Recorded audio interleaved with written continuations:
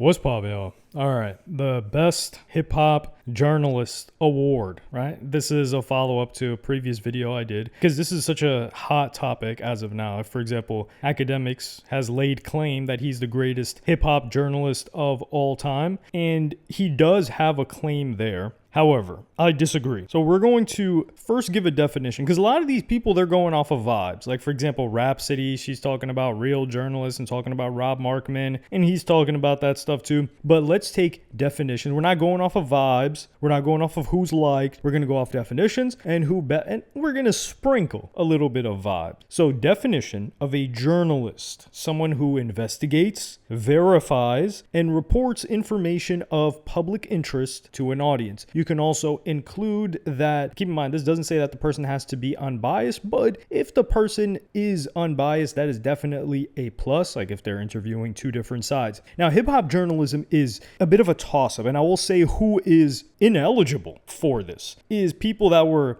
the hottest thing in the 90s, journalists in the 90s, or in the early 2000s. Why do I say that? Especially in regards to hip hop, because journalism they were getting bullied back then. People were running down on them. They were threatening them. Like, the streets ran a lot of rap.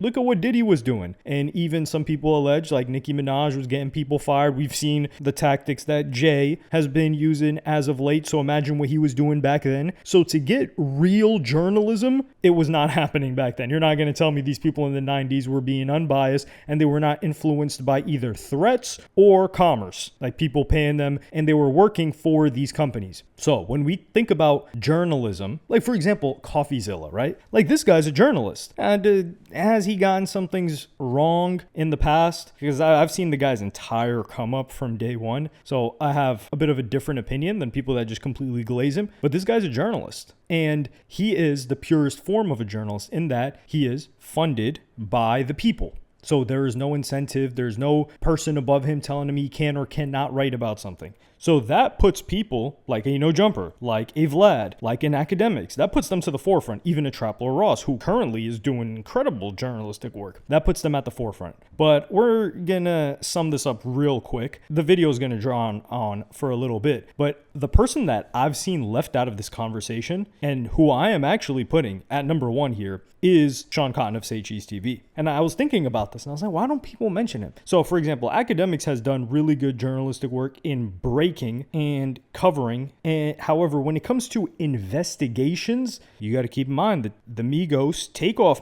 that's one of the biggest murders in hip hop. And he was there that same night breaking down every frame of footage to find the exact person that did it through all of the stuff that came out. So that's a huge thing. But when you're talking about investigating Chicago back then, the cases, I would say he started like covering the cases heavily on his live streams. And now I think he like falls back a little bit and then covers the work of people like a Trapler Ross that are really, really digging deep and, you know, just putting pedal to the metal on everything or hitting the pavement hard, whatever the expression is. I'm filming this in the middle. I don't even know if it's the middle of the night anymore. It's 6:30 a.m., like blacked out windows. And some people might ask, like, yo, why does your opinion matter? Well, my opinion is the only opinion that matters to me. And I'm really just talking to myself, by myself here. Like, no. So if I'm living in my own world, I'm just, sharing my thoughts with you. So my opinion is the only one that matters in my world of one. But going back to Sean Cotton, and think of a journalist. This is the sprinkle of vibes, by the way. We gave the definition. We're going to sprinkle the vibes here. When you think of the most extreme form of something, because that's what we have to compare the person to. So whoever gets to the most extreme thing in regards to hip hop of a journalist is who should be awarded this award.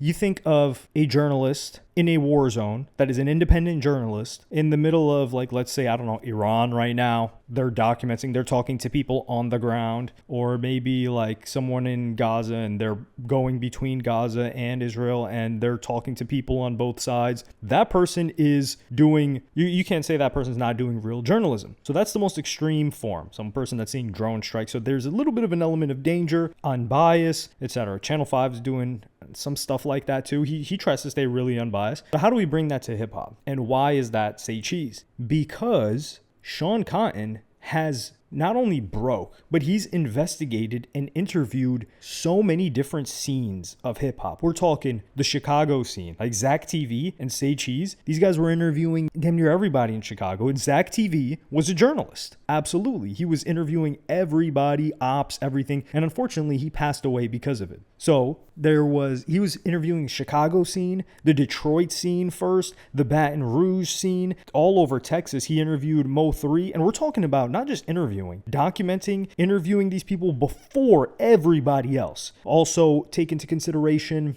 I believe Jacksonville, he was covering that before everybody. A lot of stuff down south. New Orleans, he was I would say the West Coast is probably the only one that he didn't cover too much, but Sean Cotton of Say Cheese TV has covered a broader range ahead of time before everybody else. That, and keep in mind, he's putting himself in danger. So you could say Vlad, like Vlad the Tupac murder for sure. But he hasn't really gotten too many exclusives that other people haven't got. And I don't know if he's broken too many stuff. Like you could say the Slim Jesus stuff, and you could say also the Tupac murder. But also, like I said, Vlad is doing it from the safety of his studios, which I do think that's a smart move. But we gotta dock points for that. Not dock points. We gotta award points to Sean Cotton for being willing to go out there, which is also something that Academics has not done. And he has previously come at people like a Brandon Buckingham because he has a personal beef with him for being a quote-unquote voyeur, which I think was incorrect. But they have beef, so he doesn't got to be fair in how he paints the guy. And he's a white guy, so he's easier to come at. But Brandon Buckingham, when he went to Philly and filmed that video with YBC Duel, was a very disrespectful rapper in Philly who asked for Brandon Buckingham to film that video with him. Brandon Buckingham is a journalist. Now, is he a hip-hop journalist? No. But you can't call him a voyeur because he's willing to go out there, and he needs to be awarded points for putting himself in danger. I mean, the guy got shot at. And he also went to Lebanon, for example, after that, because his filmer is from Lebanon, and he was documenting like stuff that was going on with the war in that region at the time. So he went to not only Philly, the streets of Philly, he also went to Lebanon. So that's just a little bit of a sidebar, but why we're giving Sean Cotton more credit when it comes to the music, because that's what a lot of these people will try to do and be like, well, you know, artists, this and that. He broke Cash Page. Yes, Sean Cotton, he signed Cash Page. He also signed Spot 'em Got 'em. So Beatbox, that song, like the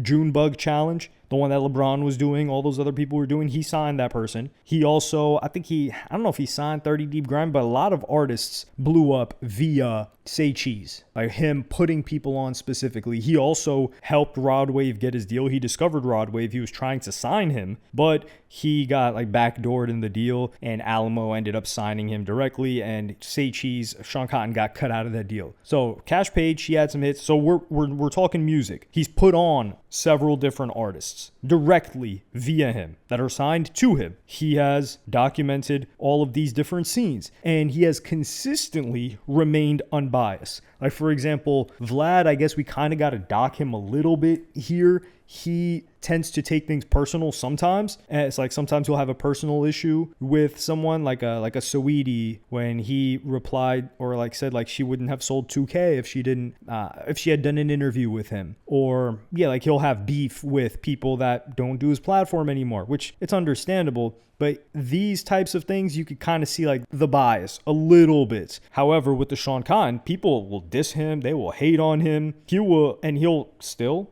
remain unbiased. He hasn't really given much opinions. Like, for example, Vlad, he'll talk back and forth. It's a little bit more of a conversational tone. Academics, of course, is all opinions that you're going to get from him. Same thing with No Jumper a little bit. But with the Sean Cotton, Say Cheese, it's really just the interview. He's not agreeing too much. You're not really getting too much of an angle of what does this guy think? And that's valuable. And that's respectable. So all of these things coming together, like who beats him? You could say he hasn't researched, investigated, and put together like documentaries, but his work has been used in material like that as a primary source. And when you think about all of these guys, these quote unquote industry journalists, they're not doing that. And also, mind you, Sean Cotton is an independent guy. So he is running his own business. All of the money is made by him. There's no incentive for him to maintain, and he's lost relationships because he's like, yo, I'm willing to interview this guy. I'm willing to interview the other side. The people are mad at me, but I have this level of integrity where I'm going to keep it pushing.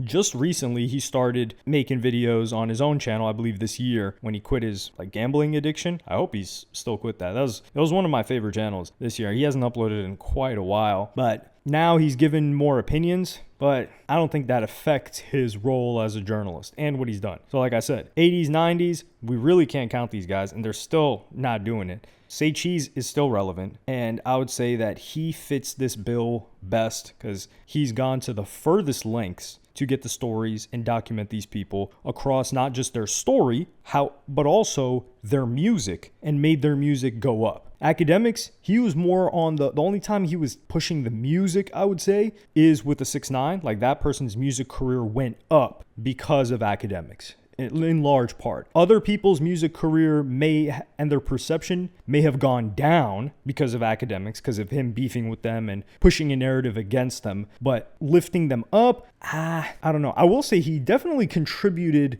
with, actually, I would say YoungBoy. He contributed a lot to YoungBoy's music career. XXX, kind of going crazy. I would say No Jumper did a lot for XXX. But yeah, when we're talking about like signing people and putting people on, Academics, like I said, is more of a personality, and you're going there for an opinion and an entertainment. And he's not much of an interviewer either. Like he doesn't compare to these guys when it comes to interviewing. But I mean, when the skill you've developed is monologuing for hours on end, it is difficult to interview. So it was interesting to me to notice that nobody was mentioning the guy that I thought would be at number one. And if you disagree, let me know. Give me an alternative that matches the definition and gets as close as possible to our vibe check of somebody independently, because you got to think they need to have no outside like investor or interest. And that's why a lot of these like corporate people, they just suck. Like nobody's going there. That's why their numbers reflect that too. Like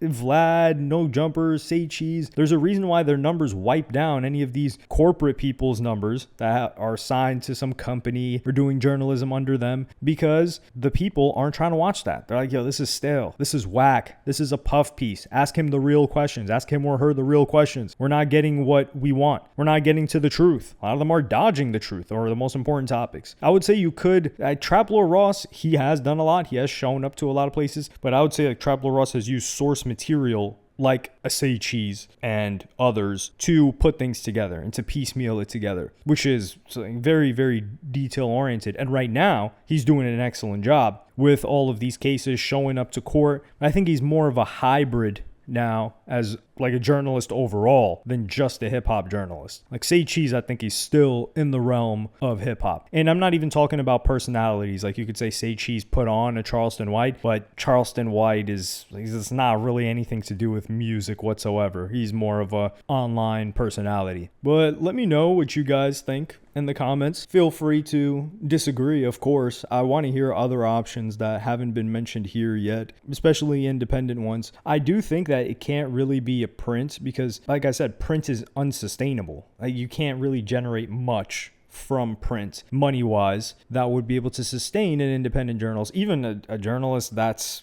non-independent, that's working for a company, a lot of them end up getting fired because when they're cleaning house, they're like, hey, we're moving to visual media, or even a podcast, you could say. So yeah, let me know in the comments, like and subscribe, and hit the notification bell if you enjoyed, and I'm gonna see you on the next one.